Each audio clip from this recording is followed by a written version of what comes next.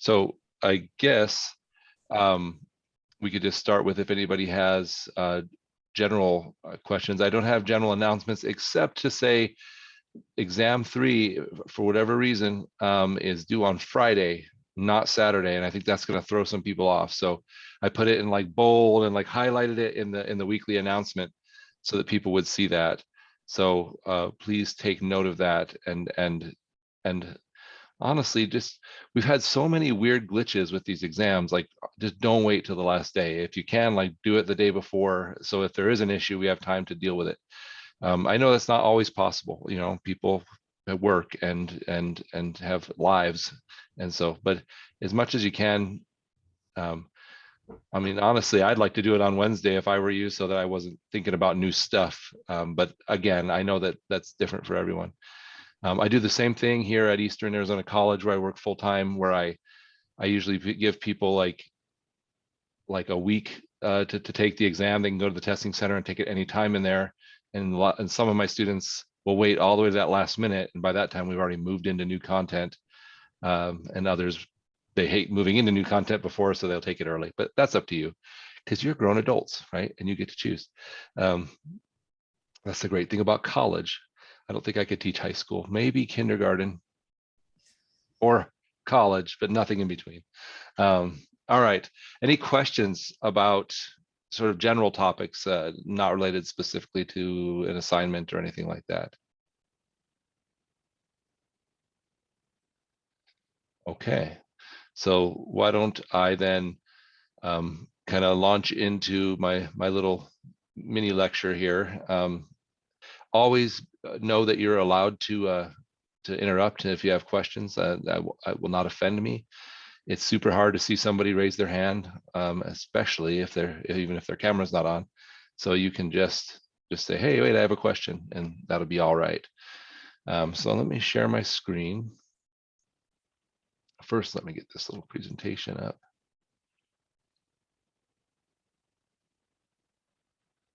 All right. So I noticed that the course designers, let's see, are you seeing that inventory cost flow assumptions? Good. So they chose, so there's two ways that different businesses deal with cost flow assumptions. The first is what's called a periodic system, and the second is called a perpetual system. And so I noticed our course designers that all of the assignment problems I looked at, so in the quiz access and in the quiz, they were all periodic, using the periodic system. So I'm going to focus on that tonight. Some courses you take will have both. I'll tell you, most college courses I see nowadays focus on perpetual, because it's actually what's more in use in most businesses. But periodic's probably easier. And I'm guessing the intent of the course designers is that if you learn either one of them, you can pick up the other one pretty easily. And periodic's probably a little easier. And a lot of people taking this accounting class are not accounting majors. They're people who are going into all sorts of aspects of business and don't need to know all the deeper doctrines of accounting. If you go on to study accounting and take intermediate accounting and then on to graduate level accounting stuff, you'll get more of that than you ever dreamed. And so I think that's why they chose one, and we'll use that. So let's see, I'm hearing some background noise. I'm gonna mute, there we go. So just so you know, everybody's muted. So if you do have a question, make sure you hit unmute, or at least press your space bar. All right, so let's talk about cost flow assumption. Here's the idea. The idea is, for many products, it's pretty much impossible to know which product you're selling. And in other words, if you have a store that sells canned goods and you sell a can of peas, and the peas you have sitting on the shelf were bought in 3 different shipments, and each shipment cost you a tiny bit different, how do you know if you're selling the can of peas that cost you 88 cents or if you're selling the can of peas that cost 91 cents? It's just nearly impossible to know. And take that on the scale of a business like Walmart or other massive retailers. It's just nearly impossible for them to know. And so what businesses do is they decide to use some form of cost flow assumption, meaning we're going to assume that either like what I have up on the screen here is that the first in is the first out, meaning we're going to assume always that when we sell a product, it's the oldest product that we're selling.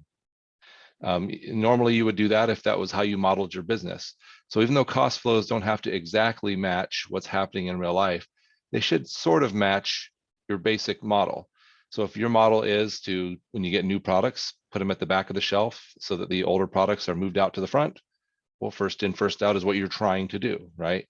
Other businesses, especially businesses in tech-heavy industries where there's rapid change of product, will use last in, first out.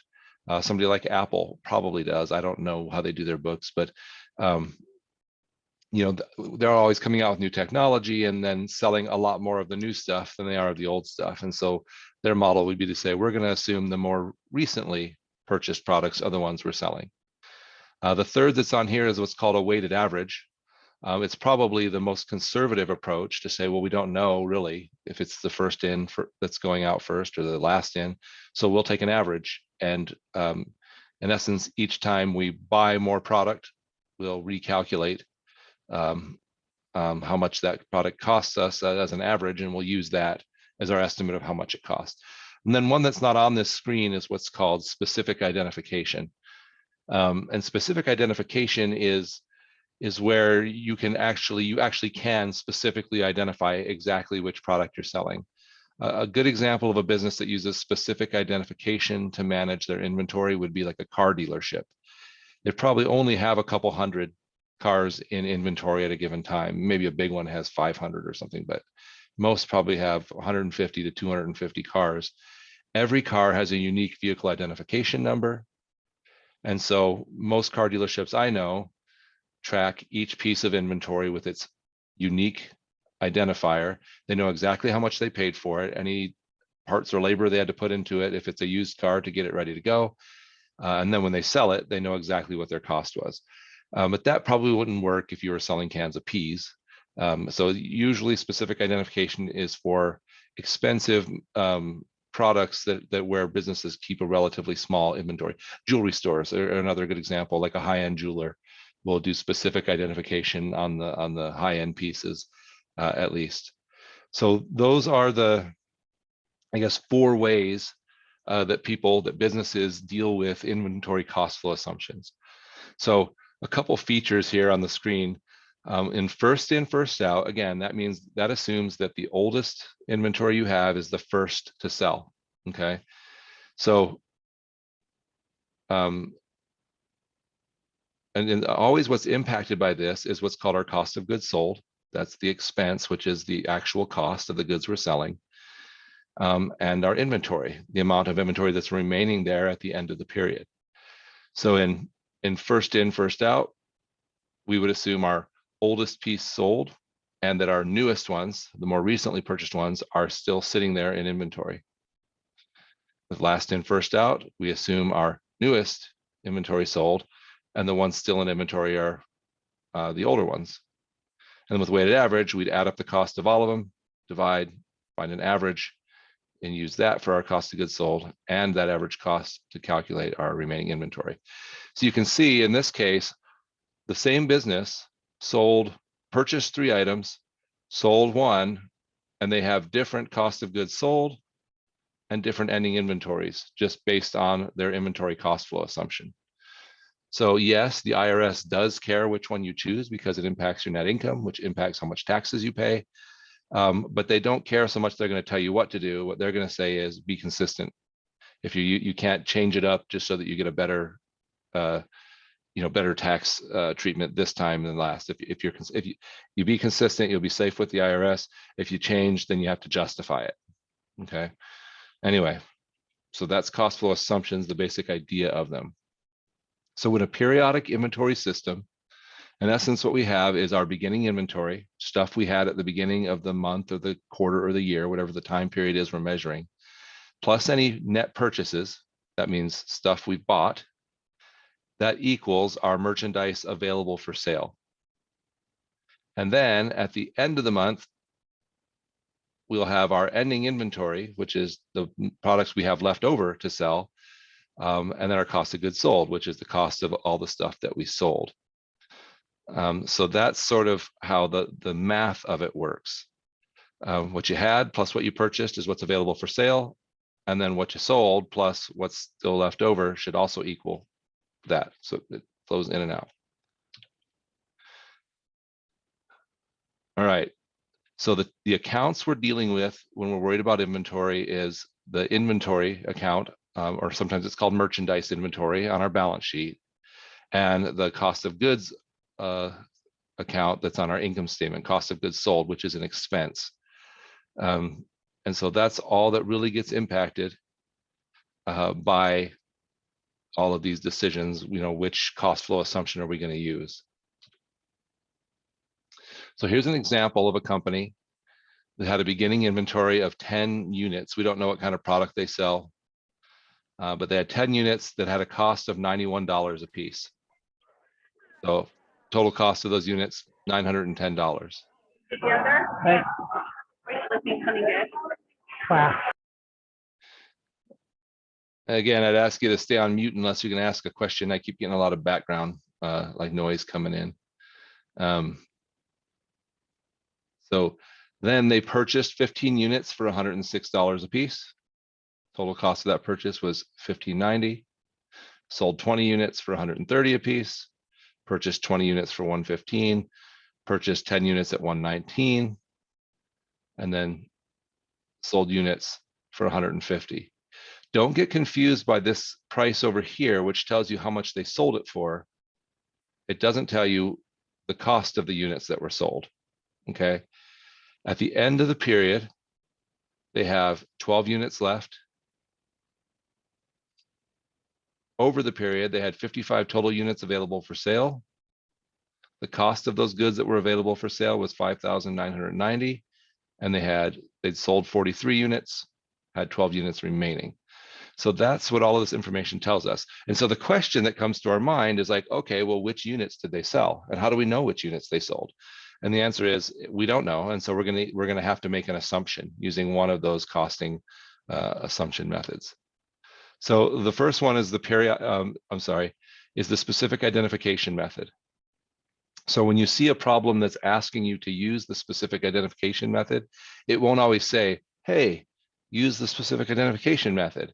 Instead, it will give you some type of information like, on this date, we sold 8 bikes that cost 91 and 12 bikes that cost 106.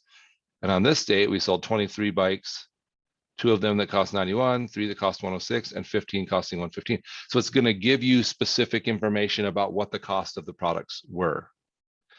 What's nice about these is it's kind of easy because once you know exactly which ones sold, you just take the cost times the number sold, and you can calculate exactly what your cost of goods sold was.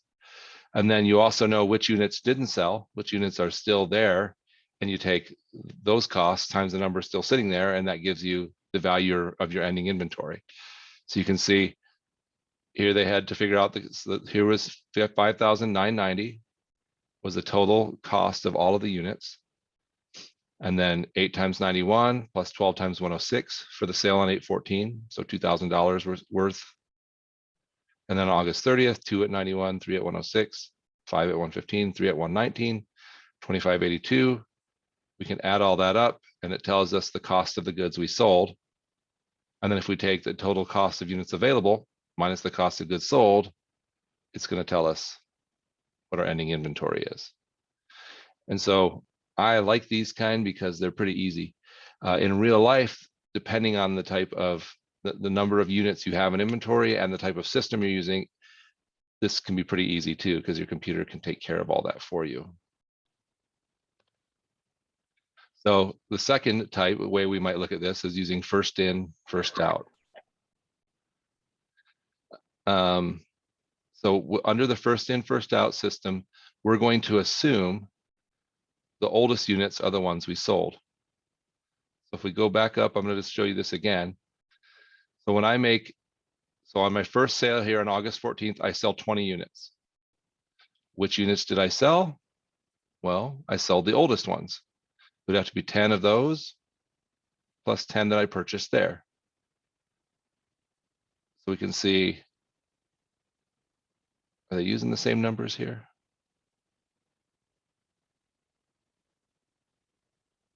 I guess this example uses,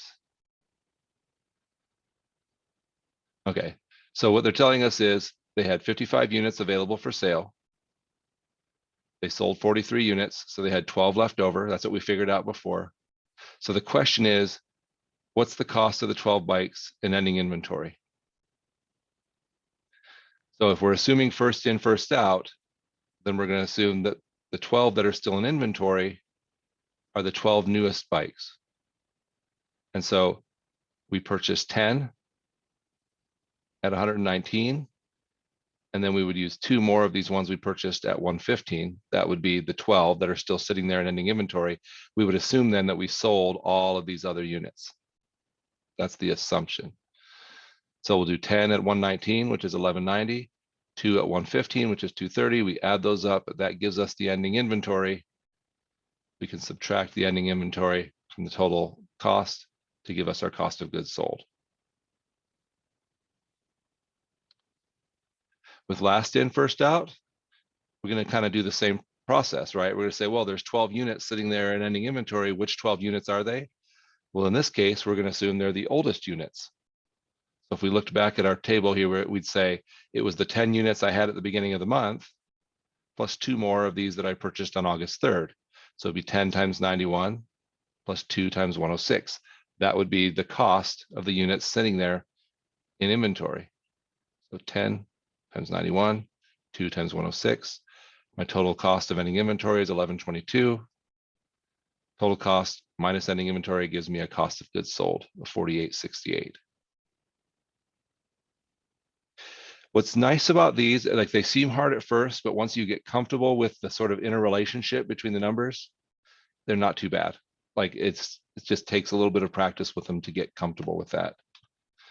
All right, when we have the weighted average system, what we would do is try to figure out the average cost per unit. So in this case, what we would do is we would take our total cost, we would take that total cost by multiplying the number of units times their cost, and then adding up all those costs, and we would see that all 55 of these units cost us $5,990. And then we compute the average cost per unit by taking 5,990 divided by the total number of units, 55, and we'd come out with $108.91 per unit. And then again, we could at the end of the month say, okay, or if we had 12 units in ending inventory, 12 units times 108.91 is 1307. And then the total cost, 59.90 minus the 1307, will give me my cost of goods sold. I could also calculate that by saying there's 43 units sold times an average cost of 108.91. So those are the 3 methods. Like I said, I think this weighted average is sort of, again, the more conservative method, because it says I don't know for sure which are first in, I mean, if I sold first in, first out, or if I sold last in, first out. So I'll find this middle place by taking an average and then using that average cost to calculate both my cost of goods sold and my ending inventory. All right, there is one problem on the quiz for chapter 5 that I think there's only one that uses this terminology of understated and overstated. And understated and overstated is really confusing the first time you have to deal with it, and probably the 10th time you have to deal with it, until you just deal with it enough that you're like, oh, okay, I get this. So I just want to explain the term understated and the term overstated. All the term understated means is that what we have recorded on our books is less than what it really should be. Okay. And overstated means what we have recorded on our books is more than what it really should be. So if we say our inventory is understated, what we're saying is what we have recorded in our books doesn't match up with what the inventory that's really there. It's less than that. And so we understate when we make a statement that is too low or is lower than what's there in real life. Okay. So that goes for all these things. That's just the general meaning of the term. I know you're probably sitting there thinking, well, that was obvious. Thanks, Fox. But it can be confusing in the context of things. So here, so what they want us to do is be able to say, well, how would an error carry through in other problems? So for example, think about this. So this is your income statement, right? If my sales were understated, then my net income would also be understated because my net income is sales minus expenses. If my sales were overstated, higher than they really were, then the error would carry through all the way to my net income. My net income would be overstated. With expenses, it's the opposite. If an expense is overstated, then my net income will be understated because it'll look like I have too little, less net income than I really do because the expense was showing higher than it really was. And so just seeing those relationships is challenging at first when you first do it. The other thing is if I have an error in my ending inventory, so if my ending inventory is overstated in that first year,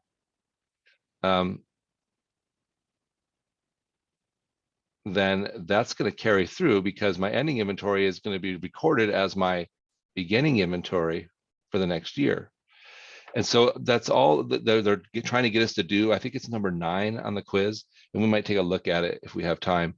But that's all they're trying to get us to do is recognize that these errors will carry through into the next year. And so if I have an understatement or an overstatement to ending inventory in one year, then I'm going to have an overstatement to beginning inventory, which is going to lead to this understatement in my cost of goods sold. And so it creates some weird problems, and it's going to it takes some working through those.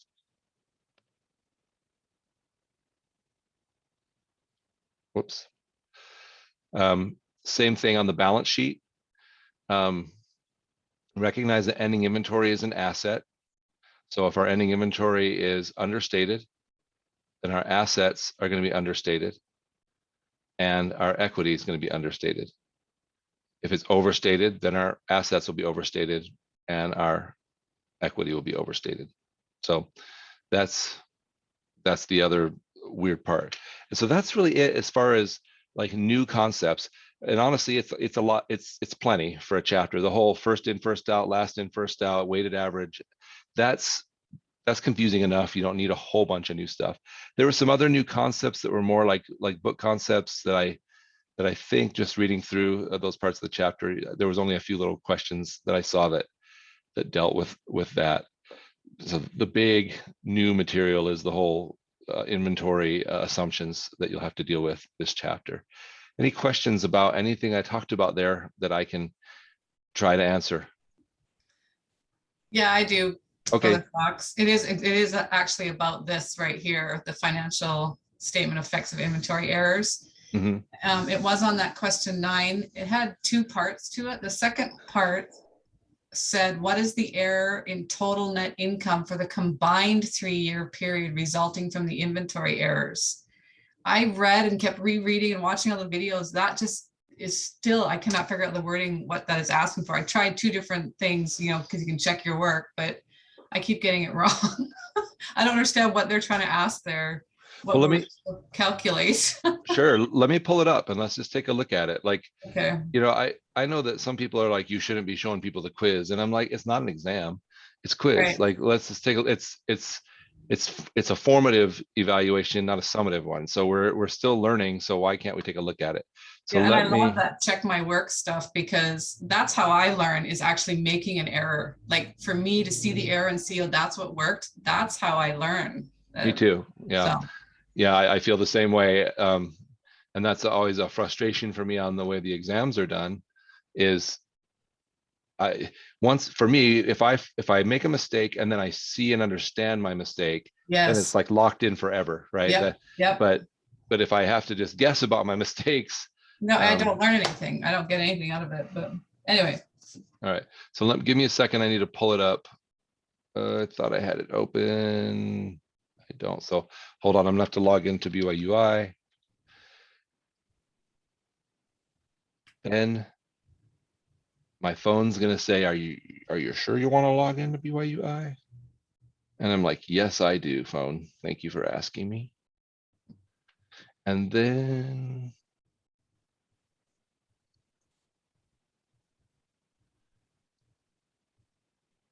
go into the class, then to connect,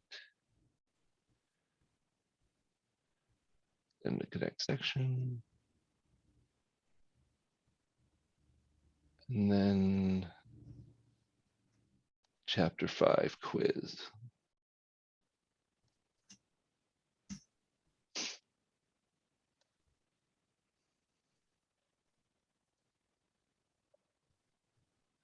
And there should be some benefit for showing up to the meeting, right? You should get to see like some problems every once in a while.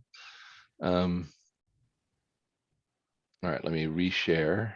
I think all our numbers are different anyway, so. Yeah, I'm not sure if they're, yeah, this is an algorithmic problem. Yeah, so it will be. Not all of the problems are algorithmic where it adjusts the numbers, but most are. Well, it's All right. requirement 2, but I don't know if you wanted to show everybody the one first, but requirement 2, if you could just help me read that question, requirement 2, Well, the question is about I'll, that. I'll warn everybody, this is cold to me. I looked at it briefly earlier, but I have not worked through this whole problem. So if I'm unimpressive, well, don't be too unimpressed, I guess. All right. So here we have this company, Navajo Company, has a year-end financial statement that shows the following, and we show there it all is: 3 years, cost of goods sold, net income, total current assets, total equity. And then it says the company recently discovered that in making physical counts of inventory, it had made the following errors. Year 1 ending inventory is understated by $60,000, which means that their ending inventory as recorded on their financial statements is $60,000 less than what it truly should be. And the year 2 ending inventory is overstated by $30,000. So the first part is for each key financial statement, prepare a table to show the adjustment necessary to correct the reported amounts. So that's our first part. So let's just talk through that because I think it will be important to us trying to understand the last part. Because I'm not sure I understand exactly what they're asking us for right this moment. So maybe me talking through it will help me. So we start with our reported amount, which was given to us for cost of goods sold. It was $735, $965, and $800. And then we're going to make this adjustment for our year 1 error. So if we find out that our ending inventory was overstated by $60,000, that means our cost of goods sold would have been overstated by 60,000. So we have to subtract out $60,000 for that error and recognize that that would have carried forward to the next year. So we have to then add that 60,000 back into the second year. That's pretty confusing right off the bat they're hitting us with. Our net income, if our ending inventory had been understated by 60 and therefore our cost of goods sold overstated, that means our net income would have been understated, okay? Because we would have had too much expense. And so again, the correction we have to make is to add that back in the first year, recognize there's a carryover to the second year, so then we have to subtract it back out in the second year. What's interesting is for these amounts, those adjustments are like self-correcting, so that by year 3, they're correct, okay? So for our first year errors, because we in essence correct it one way in the first year and recognize it also impacted the second year, so we correct it the other way, in the end, those corrections cancel out. And so everything's right by year 3. I hope I'm not confusing everybody. I think it's a pretty confusing problem. Our current assets, again, if our ending inventory was understated by $60,000, then we have to add that 60,000 back in to correct that first year error. And you can see that for our income statement accounts, it takes us 2 years in essence to fix this. Because we have an expense and the expense affects our net income, and then that expense or that that carries forward into the next year. So we have to adjust 2 years in a row. I think that's confusing. But for our assets, we make that correction and we're good. And our equity. So our balance sheet accounts, they get corrected right away. This has to do, if you remember back to closing entries, like what was that, chapter 3 maybe. You think about the fact that we close out those income statement accounts at the end of each year and return them back to 0. So we're going to have to not only make the correction to go back to year 1 and fix it, but since we started back at 0, then the amounts that are off on our balance sheets in that year are going to carry forward, and we're going to calculate our cost of goods sold wrong all over again in the next year. So anyway, so you can see that our adjustments for the balance sheet amounts are all fixed by just the single correcting entry. And I think that's going to lead us to our result in the second one. What is the error in total net income for the combined 3-year period resulting from these inventory errors? And the answer is the combined net income. So if we add all of these, where are we at? Net income. If we add all these up, it's going to be the same as if we'd never even corrected the error. It's going to be the same. It's just got carried forward in different periods. So the short answer is there'll be 0 error over the 3 years. This has to do with us deciding in which period that we are correcting the error for. But so, and this is an important thing for all of these inventory things, is recognizing that no matter which process we use, in the end, we come out to the same result.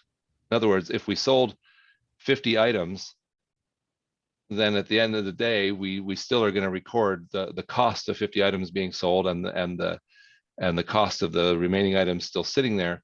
And by the time we sell all of those items, we'll have recorded the full cost. And really the difference between the methods is just in which period are we recognizing the cost of those items. So with these errors, it's kind of the same thing, which is saying if I was understated here and corrected for it, and then overstated here and corrected for it, then in the end, it's the same amounts for the total of the 3. I don't know that I helped you. I feel like more confused about it after trying to explain it. But the answer is 0. 0? Really? Total income. So, Yeah. so they're just wanting to know the amount that's left for errors, and obviously it's 0 because we've corrected them all. Yeah. Well, so Oh my and so God. let's look at the textbook author's explanation, because I feel like I just talked in a circle. So total net income for the combined 3-year period is not affected by the errors. This is because these errors are, quote, self-correcting. That is, each overstatement or understatement of net income is offset by a matching understatement or overstatement in the following year. I think that is what I said, but that's actually way more succinct. And as they would say when I lived in Hawaii, that's way mo better. Yep. So, Yep. Thank you. and you can see that the textbook publisher rates this as a hard question. So We just never seen anything like it in all my studying in the chapter. I didn't see anything like this. no, and what I feel like anytime they rate something as hard, which you can't see on your end, but I see on my end, what it usually means is we didn't specifically cover this, and we're hoping students can make like this extension leap to it, sort of like taking the concepts and then leap to it, which I agree is a valuable thing to sort of push students to do. But at times it's pretty frustrating when you're like, Okay. just tell me what you want me, and, and give me a clear example of it. I think this is like how my parenting is, like no one gave me any clear, maybe my parents tried to, but no one gave me clear expectations when I started the parenting gig. And now when our 8th kids are teenagers, my 7th and 8th are at home, and I'm like, man, I really was terrible at this in the beginning. And I'm slightly less terrible now, but still, I don't know. I feel the same way, but thank you, that helped. We'll see how they do. All right. Brother Fox, Yes. all right, do you know if there's gonna be anything like this on the test? I do not know. Okay. Yeah, I don't know the answer to that. I would be willing to take a look at that and report back. Okay, thanks.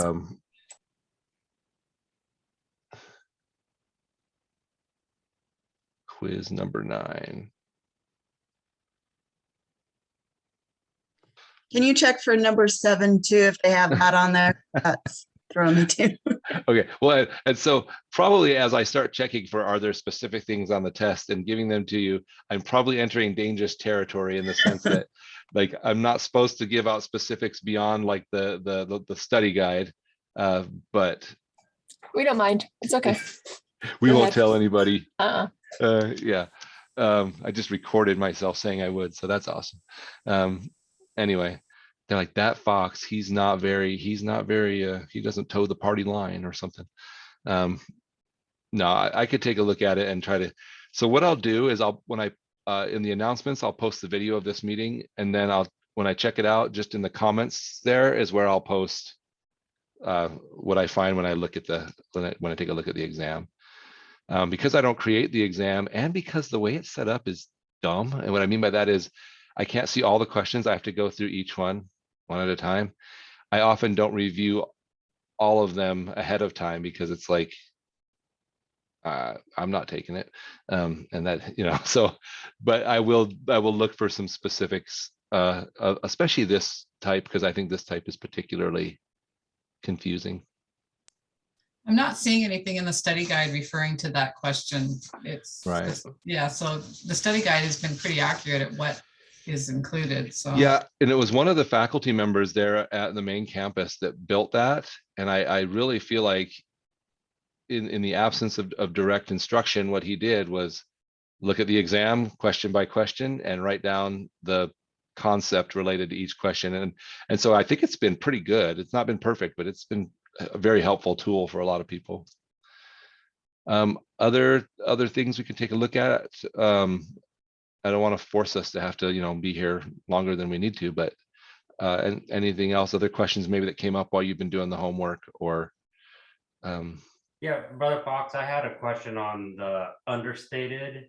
Like what would be on the inventory? What would be like a real world scenario of that? Is that like your inventory's been stolen or you oversold and not recorded it? Because wouldn't those have different effects?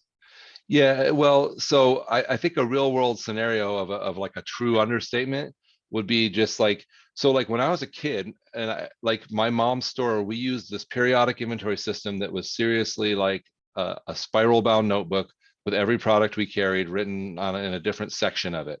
And as a kid, it was my job to go in there at the end of the year and count like how many cans of corn and write down that number and then flip to the next section, how many cans of peas. It was my favorite part of the year. I was getting paid for it though, so I can't complain. It's just tedious work. Anyway, so I think a true example of the most basic understatement would be me writing down how much is there. And then after we've submitted our financials and paid our taxes and all of that, we realized we had a case of corn sitting in the back, back room that we hadn't stocked to the front shelf. So we actually had 20 more units sitting there that we had not included in the count. So that's what an understatement would be. A scenario where like you said, like what was the examples you gave? Just that, or like making a sale and not recording that you pulled inventory. Right. Yeah. So, that we're going to probably catch earlier because we're going to reconcile our sales to our inventory throughout the period. And in fact, so usually at least, we're going to realize, something's off here along the way. And so this would only be a scenario where we like legitimately found inventory that we just hadn't counted. Okay. Otherwise, we'd be correcting it probably in mid-period. We'd find, we do make adjustments for like shrinkage, right? Like if something is stolen or if we get breakage. And we, again, really that adjustment just involves recognizing it as a part of our cost of goods sold. So it doesn't matter that much whether it sold or it was stolen. At the end of the year, we're going to account for it. If we can prove it was stolen, of course, we can reduce that from our cost of goods sold and put it instead as some sort of a shrinkage expense. But ultimately, it's the same thing. But we will always find there'll be differences in our revenue, what we should have brought in, versus what we did bring in, because some of the products that when we do the inventory count aren't there, weren't actually sold. They were either stolen or spoiled or broke. And that's why most people use what's called a perpetual inventory system now. That barcode scanners, in essence, when I get a new product in, I type in the quantity and I scan one of them, and it adds 48 of those to my inventory. And then each time someone swipes it across the scanner, each time we get a customer to do their own scanning and save all that money, because we're Walmart, that deducts one out. And then periodically you'll see like an employee going through with those little handheld scanners, counting the number on the shelf, putting that number in and scanning it. And the difference between what they think they should have and what they do have, they deduct as like a shrinkage cost. And so with a perpetual system, you're updating as you go constantly.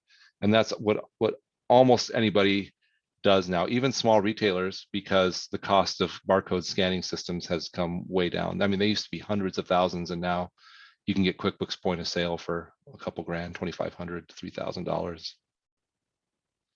So anyway, that was probably a really long answer to a short question. I don't know if it answered your question, Wes. Yeah, I think it did. Okay. Sometimes it's just me rambling. All right. Other ones, are we good? Everybody know where to find the study guide for the exam? I've noticed that when I don't put a new link to it, that people are like, hey, when are you going to share the link for the study guide? And so I'm like, hey, it's the same study guide, but I will put a new link because it just to avoid confusion. So I put a new one under there and called it exam 3, but it's just the same document that has all of the exams in it. I have a question. Okay. So in real life, are there computers that detect these kind of errors like that we were just talking about? Like, because for me, sometimes like some of them are very detailed, and it might be sometimes impossible to know where is the error.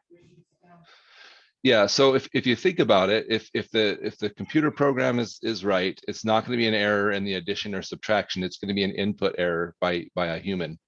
And so it's either going to be that we didn't add something to inventory or that we didn't subtract it out. And really in a periodic system, we're not even keeping track of the adding. We're just, in essence of the periodic system, what you're doing is you're writing down how much you had at the beginning of the period. You're writing down each time you made a sale or a purchase, and then at the end of the period you're going to calculate what the cost of the stuff you sold was and what the cost. And so if there's an error, it's going to probably be because a person forgot to write something down. And so the computer won't necessarily know that until we try to reconcile things at the end of the period, and then we're like, oh, something's off here, and we have to go back and find that human error. So the short answer is, I mean, the computer does catch us, like if you enter something wrong in the computer, it'll be like, hey, that number seems off, and it will give you like a little warning, right? It'll say like, that number seems, you can set like limits, like saying, so it just recognizes if a entry seems outside of those limits. But it won't really catch the fact that we didn't make an entry at all. We would have to, it still takes a trained operator at the end to recognize something's off. I don't know if that helped. Yes, it does. Thank you so much. Yeah, with computers, it's still garbage in, garbage out, right? I mean, it's only as good as what we input into it. Oh, and the last question. So, so what program is good, like for like starting a business, a program? So honestly, for most small businesses, I would recommend QuickBooks. It's kind of the industry standard. It's, they have something like 85% of the market share of small business accounting software. There are some free ones out there. I volunteer for a little soccer league in our area, small, like we're around 70,000 in revenue a year. And we use something called ZipBooks, which is completely free. And it's pretty good. It's sufficient for our needs. And so if you're a tiny business, like my wife is a muralist. She paints murals. And so she probably does something like 10 to 15 jobs in a year. She takes on the ones she's interested in and she does those. We don't even need a financial, like accounting. Like seriously, we could just in Excel have one tab for revenue and one tab for expenses. And because the number of transactions is so limited. And if I didn't want to pay for Excel, I could use it like Google Sheets. I mean, and so if you have a tiny micro business where you're talking about a couple transactions a month, I wouldn't pay for something like QuickBooks. I would just keep track of it in Excel, or use something like ZipBooks that's free. If it starts to grow, like for her business, a lot of times we're invoicing schools and other public entities, so we want a more professional look to our invoicing and things like that. So we pay for QuickBooks. And certainly if you're a retail business that's going to have a lot of transactions, something like QuickBooks Point of Sale, which uses barcode scanning, would be a nice addition. So that's my thoughts on it. Thank you so much. Okay, are we ready to end for the night? Have a closing prayer and call it a night? What do you guys? I just wanted your opinion. What do you think about meeting next week? That's the week of Thanksgiving. Thanksgiving is not till Thursday, so I'm still cool with meeting on Tuesday if people want to. But I also, I don't know if how everybody else felt about it. I'm fine with not meeting. I'll be out of town anyway, but So usually if I cancel for a week, I'll just put a thing out there saying like, hey, if you have a question, ask me, and I'll post a video up for everybody. Why don't we plan on that for next week? Let's say, hey, it's Thanksgiving. Let's do less instead of more. Let's eat something delicious. Let's put a turkey in the smoker or something. I don't know. I did have one more quick question about studying. I Come on, totally I was agree talking with about you. turkey. I totally agree with you. I know this is unique because we're a worldwide school and that we don't get that next week off. Do you know what I mean? We still have to figure out how to get our schoolwork and stuff done. But just about studying for these exams, I'm finding this textbook just kind of hard to use. I know they have the cheat sheet, but I wish I could practice equations and practice more. Do you know what I mean? I'm just wondering if you or anyone else here has suggestions, like just maybe I'm missing something in the textbook that's so valuable and awesome to use when studying. I don't know. I would open that to the floor. Anybody have any suggestions on what they do? I don't know about you guys, but I bought the leaflet version so I can reference it, and it's been a lot helpful versus looking at it online and going back and forth. So having it in hand when I go over tests and stuff has really been helpful. When you get done with an assignment, you can do it over again, and sometimes the numbers change. So I don't know if you've tried that. Like you can do it over like as a practice version Yeah, of it, or yeah. Once you got the grade, they'll open it and you can do it as many times as you want. Oh, really? See, I was always worried I'm going to affect something, or like clicking on that stuff is going to affect my grade or change. So I can go back and just redo all those assignments. Yeah, as long as it's been closed and then it says, I think it says recharge, you can go Okay. in and try it again. Because it Oh, won't affect your grade. okay, awesome. and you don't have to select something like that says I'm doing this as a practice version or anything. It's closed, so that means it's not going to count anymore. Okay, well, I'll call you Brother Fox if it affects my grade. Well, and yeah, so just so you know, this is still a learning process for me, right? Each of these, we used to use Wiley, now we're using McGraw-Hill. At the other college I work at, we use Cengage, and before that we used MyLab. And so there's a bunch of them. They're all slightly different. And so I think I've tried to be pretty reasonable, like when people reach out to say like, yeah, we'll extend that, or yeah, we'll figure out what's causing that. But I'm also have limited in what I can adjust and what I can't adjust. It's like my permissions are limited. So still trying to learn all that. So yeah, if you do try it and somehow it knocks your grade down, let me know, and we'll make sure it doesn't hurt you. Thank you. And just maybe to put out there for anybody that will watch this now or later, with us having, this kind of being a pilot of this new McGraw-Hill system and the number of challenges we've had, I've been inundated with emails. Like it's a constant thing to keep up with responding, between on a light day, maybe 6 or 7, and on a heavy day, 20 or 30. And so I make an effort to always reply within a day, and usually faster if I can. If I ever miss you, like just don't respond to you, I swear that's not, I didn't do it on purpose. I may have just I missed it in being overwhelmed with them. So if that ever happens, please reach out again, and don't think, oh, he doesn't care about me, because I do. Like, there's nothing I want more than for everybody to be successful in this class and be prepared to be successful in the follow on the next accounting class. And so, if there's ever been a shortcoming, don't give up on me. It's possible I just missed it by error or something. Never have I said, like, this student doesn't matter to me, I'm just not replying to them. I may have thought it once or twice, not that they don't matter to me, but that I don't want to reply, because that's going to take some effort on my part to look up and figure out what the problem is. But I try to. So if I haven't, I just wanted to throw that out there, let you know I didn't do that on purpose. Okay, we're about out of time anyway. So can I get a volunteer to offer a closing prayer for us?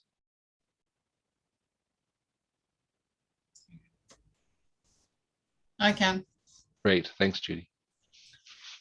Our dear Heavenly Father, we are so grateful to have met with Brother Fox, and we're grateful for all his wonderful knowledge and the effort he puts into being such a wonderful professor. We please ask that each of us will continue to have our minds enlightened and continue to understand the information we are learning. We're grateful for thy Son, Jesus Christ, and his atoning sacrifice for each and every one of us. And I say these things in the name of Jesus Christ. Amen. Amen. Oh, hey, I was going to tell you, if you, in this last conference, we just watched it for Family Home Evening last night. There was a talk by Clark Gilbert, who used to be the president of BYUI, and it's the one about the slope, right?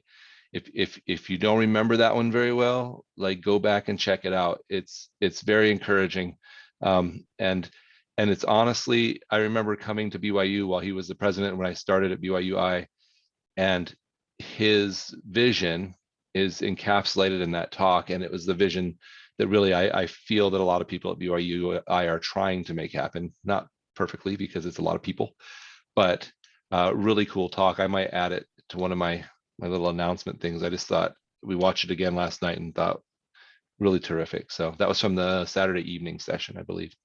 All right, have a great night. Thanks very much. Thank you. Have a great Thanksgiving. You too. Thank you. Thanksgiving.